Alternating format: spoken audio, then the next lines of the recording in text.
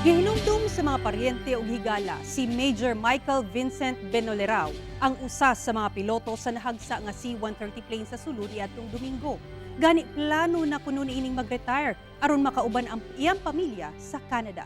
Ani report.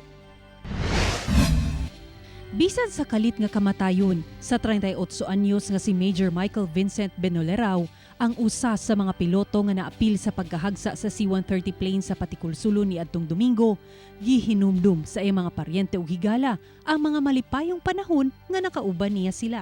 Sa Facebook post sa higala niining si Karen Veloso, buutan kuno kini ug siya ang makapatapok sa ilang mga classmate. Busa mingawon gayud kuno sila kaniya nga usa ka matinud-anong tawo. Samtang matod sa iyang suod nga ig-agaw nga si Eric, consistent scholar siya sukad elementary hangtod high school.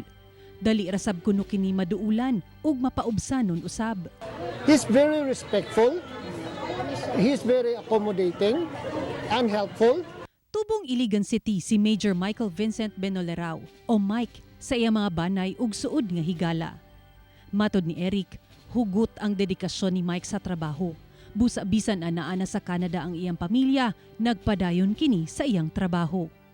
Sobrang mahal na even though yung return of service is only up to a number of years, he went beyond those years because he still love it.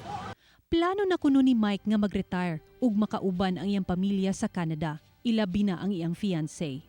Pero tungod sa hitabo, dunay mensahe ang iyang pamilya alang kaniya.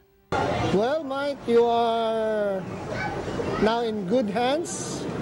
You are now with your father and our grandfather, your uncles. Well,